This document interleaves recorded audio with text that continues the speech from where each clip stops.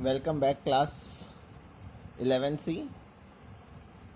देखिए एग्ज़ाम्स के बाद की जो अब हम लोगों को देखना है, अब जो नेक्स्ट पेपर होगा उसके लिए आपको करीब 1.5 मंथ का टाइम मिलेगा। मोस्ट प्रोबेबली दिसंबर फर्स्ट वीक में होता है हमारे यहाँ एग्ज़ाम्स। तो उसमें वहाँ पे जो सिलेबस अब आएगा वो यहाँ से हम स्टार्ट कर रहे हैं। सेकेंड वॉल्यूम NCERT की सेकेंड वॉल्यूम का फर्स्ट चैप्टर है mechanical properties of solids. Mechanical properties of solids, इसमें सबसे पहला ये इसमें हमें देखना है इलास्टिक बॉडीज़ के बारे में देखना है। तो देखिए इसमें कुछ टर्म्स आपको बार बार आएंगे, तो मैं उन टर्म्स के बारे में पहले डिस्कस कर ले रहा हूँ। पहला टर्म है डिफॉर्मिंग फोर्स। डिफॉर्मिंग फोर्स ये क्या होता है? देखिए मैंने एक स्प्रिंग को दिखा रखा है और स्प्रिंग पे अगर मैं एक एक्सटर्नल फोर्स लगाऊं, इसको दोनों तरफ से फोर्स लगा के अगर मैं खींचूं तो क्या होगा? स्प्रिंग के शेप में भी चेंज आ जाएगा और साइज़ में भी चेंज आ जाएगा।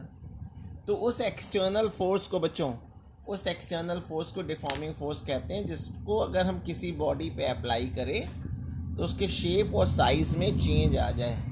That external force which when applied on a body either its shape or size changes is called deforming force।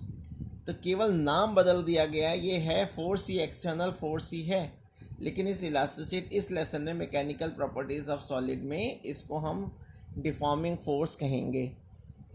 External force word मत लिखिएगा, ठीक है? अच्छा, तो डिफॉर्मिंग फोर्स समझ में आ गया होगा कि ये एक एक्सटर्नल फोर्स होता है जिसे हम किसी बॉडी पे अप्लाई करें तो उसको अप्लाई करने से बॉडी के शेप में या साइज़ में या दोनों में चेंजेस आ जाते हैं, उसको डिफॉर्मिंग फोर्स कहते हैं।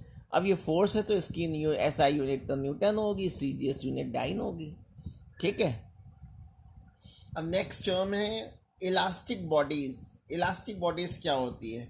फिर मैं स्प्रिंग का एग्जांपल ले रहा हूँ। इस पर मैंने डिफॉर्मिंग फोर्स लगा के इसको खींचा, जब तक डिफॉर्मिंग फोर्स अप्लाई कर रहे हैं इसके शेप और साइज़ में चेंज आ गया, और जैसे डिफॉर्मिंग फोर्स को हटाएंगे बॉडी अगर अपने पुराने शेप में वापस आ जाती है, कम्प्लीटली अपने एक्चुअल शेप में आ जाती है, तो ऐसी बॉडीज़ को इलास्टिक बॉडीज़ कहते हैं। क्यों आ गई है वापस?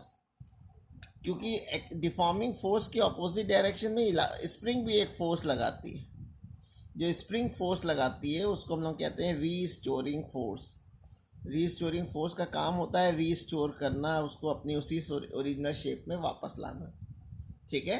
तो मैंने यहाँ पे लिख रखा है कि कुछ body, there are some bodies which on the application of deforming force get deform and on the removal of deforming force body regain its original shape and size completely, is called elastic bodies. Elastic body को perfectly elastic body भी कहते हैं। इसके perfectly elastic body में quartz आ जाता है और एक और नाम लिखा है फॉस्फर ब्रॉन्ज। ये फॉस्फर ब्रॉन्ज जो है भी एलॉय है फॉस्फर ऑफ ब्रॉन्ज का, फॉस्फोरस और ब्रॉन्ज का। इसके बारे में क्लास 12 में आप पढ़ेंगे। अब इलास्टिक बॉडी से रिलेटेड इलास्टिसिटी टर्म है। इलास्टिसिटी बच्चों किसी भी मटेरियल की वो प्रॉपर्टी है जिसकी वजह से डिफॉर्मिंग फोर्स अप्लाई करने पर उसके शेप और साइज़ में चेंज आ जाता है, और जब आप फोर्स को हटा लें, डिफॉर्मिंग फोर्स को हटा लें, तो बॉडी अपनी उसी ओरिजिनल शेप में, अपने एक्चुअल शेप में वापस आ जाती है। तो ये जो मटेरियल है प्रॉपर्टी अपने शेप में वापस आने की, उसको इलास्टिसिटी कहते हैं। लेकिन कुछ ऐसी भी बॉडीज़ होंगी जिस पे आप डिफॉर्मिंग फोर्स लगा दीजिए तो उसके शेप में चेंज आ जाएगा, और डिफॉर्मिंग फोर्स को अगर आप हटा लेंगे तो अपने नए शेप में बनी रहेगी। डिफॉर्मिंग फोर्स को हटाने पर वो वापस नहीं आएगी। ऐसी बॉडी को हम लोग प्लास्टिक बॉडीज़ कहते हैं। प्लास्टिक बॉडीज़ वो बॉडीज़ होती हैं जिस पे अगर हम डिफॉर्मिंग फोर्स लगा लें तो बॉडी के शेप में चेंज आ जाए, और डिफॉर्मिंग फोर्स को हटाने पर बॉडी अपनी उसी ओरिजिनल नए शेप में बनी रहती है, ओरिजिनल शेप में वापस नहीं आती। प्लास्टिक बॉडीज़ कहलाती है। प्लास्टिक बॉडीज़ के एग्जाम्पल में वैक्स है, पुट्टी है, और वेट सॉइल, गीली मिट्टी, वेट सॉइल भी इसके एग्जाम्पल में आ जाती है, ठीक है ना? अगर गीली मिट्टी पे अगर आप चलिए तो वहाँ पे आपके पैर के निशान बन जाते हैं, यानी हमने पैरों से जो डिफॉर्मिंग फोर्स लगाया है उसकी वजह से मिट्टी का शेप चेंज हो गया और मेरे पैरों के निशान बन गए। अब नेक्स्ट हेडिंग है लिमिट ऑफ इलास्टिसिटी। अब तक की हेडिंग में पहली हेडिंग है जो इम्पोर्टेंट है, लिमिट ऑफ इलास्टिसिटी क्या होता है।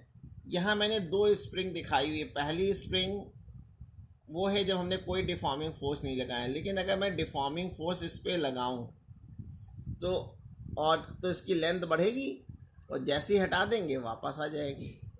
ये सोचते हुए मैंने क्या किया कि डिफॉर्मिंग फोर्स को ज़्यादा ही लगा दिया है इस स्प्रिंग में, ऊपर वाली स्प्रिंग में ज़्यादा डिफॉर्मिंग फोर्स लगा दिया। इतना ज़्यादा लगा दिया कि जब डिफॉर्मिंग फोर्स को हटा लिया है तो बॉडी वापस नहीं आ पा रही, बल्कि कुछ ना कुछ उसकी लेंथ परमानेंटली बढ़ गई। या इस डायग्राम को देखिए, ये मैंने एक स्प्रिंग को फ्रीली सस्पेंड कर दिया है और इसमें जब हम 0 से लेकर के 0 to 10 न्यूटन तक का जब मैं फोर्स अप्लाई कर रहा हूँ तो स्प्रिंग वापस आ जा रही है। लेकिन थर्ड फिगर में मैंने फोर्स को 10 न्यूटन से थोड़ा सा बढ़ा दिया, 10.1 न्यूटन कर दिया। जैसे ही हमने 10.1 न्यूटन कर दिया, स्प्रिंग ने 100% अपने शेप को नहीं वापस लौट पाई है, इसकी लेंथ थोड़ी सी कुछ बढ़ गई है। तो इसका मतलब है कि डिफॉर्मिंग फोर्स आपने एक लिमिट से ज़्यादा लगा दिया है। तो डिफॉर्मिंग फोर्स की वो मैक्सिमम लिमिट क्या हो जिसको अगर हम किसी बॉडी पे अप्लाई कर दें तो बॉडी अपने शेप में 100% वापस आ जाए। और जैसे ही उस लिमिट को अगर आप क्रॉस करेंगे, डिफॉर्मिंग फोर्स की वो लिमिट अगर क्रॉस करेंगे तो बॉडी अपने नए शेप में बनी रहती है। उसको लिमिट ऑफ इलास्टिसिटी कहते हैं। That maximum value of deforming force up to which body retain its property of elasticity and beyond which body loses its property of elasticity is called limit of elasticity. ठीक है, तो ये जो lesson है mechanical properties of solids, इसमें कोई भी जब भी आप फोर्स अप्लाई करेंगे, डिफॉर्मिंग फोर्स अप्लाई करेंगे तो with in the limit of elasticity apply करेंगे। मतलब इतना ही अप्लाई करेंगे कि बॉडी में इलास्टिसिटी की प्रॉपर्टी बनी रहे। अब नेक्स्ट टर्न है बच्चों स्ट्रेस। स्ट्रेस के लिए कोई सिंबल नहीं है, फॉर्मूला F/A है। इसमें F है रीस्टोरिंग फोर्स। रीस्टोरिंग फोर्स वो है जो स्प्रिंग लगाएगी वापस अपने ओरिजिनल शेप में आने के लिए, और ए क्या है, उसका एरिया ऑफ क्रॉस सेक्शन है। तो restoring force acting per unit area of cross section of a body is called stress. यही बेटा प्रेशर का भी फॉर्मूला होता है, F/A, P = F/A, लेकिन इसको प्रेशर नहीं बोलेंगे। इसकी SI यूनिट क्या होगी, फोर्स की यूनिट न्यूटन, एरिया की मीटर स्क्वायर, तो न्यूटन पर मीटर स्क्वायर इसका यूनिट हो जाएगी। न्यूटन पर मीटर स्क्वायर को पास्कल भी बोलते हैं। और अगर मैं इसकी CGS यूनिट की बात करूं तो वो है डाइन पर सेंटीमीटर स्क्वायर, डाइन पर सेंटीमीटर स्क्वायर। और याद रखिएगा कि जो स्ट्रेस है वो ना तो वेक्टर क्वांटिटी है ना स्केलर क्वांटिटी, ये एक स्पेशल टाइप की क्वांटिटी है जिसको टेंसर क्वांटिटी कहते हैं। टेंसर क्वांटिटीज बच्चों वो क्वांटिटीज होती हैं जो समटाइम्स एज ए स्केलर और sometimes as a vector use होती हैं। अब स्ट्रेस 3 टाइप का होता है, बस इसका हमें नाम मालूम होना चाहिए, इसके बारे में हम लोगों के कोर्स में नहीं है। ये 3 टाइप के स्ट्रेस होते हैं। पहला है लॉन्गिट्यूडनल स्ट्रेस, सेकेंड है वॉल्यूमेट्रिक स्ट्रेस और थर्ड है टेंजेंशियल स्ट्रेस। अगर कोई वायर है या कोई रॉड है, अगर उसकी लेंथ के अलॉन्ग अगर आप फोर्स लगा रहे हैं तो उस केस में जो रीस्टोरिंग फोर्स इस पे अपोजिट डायरेक्शन में लगेगा, रीस्टोरिंग फोर्स को एरिया से अगर डिवाइड कर देते हैं तो वो लॉन्गिट्यूडनल स्ट्रेस हो जाएगा। फोर्स अगर किसी वॉल्यूम पे अप्लाई कर रहे हैं तो वॉल्यूमेट्रिक स्ट्रेस। और अगर आप किसी बॉडी को टच करते, ये कोई बॉडी थी उस पर मैंने टच करते हुए डिफॉर्मिंग फोर्स लगा दिया तो वो टेंजेंशियल स्ट्रेस होता है। तो स्ट्रेस याद रखिएगा चिल्ड्रन, 3 टाइप के होते हैं। फर्स्ट आप यहाँ तक आप करेंगे, इसके बाद हम लोग नेक्स्ट वीडियो में देखेंगे।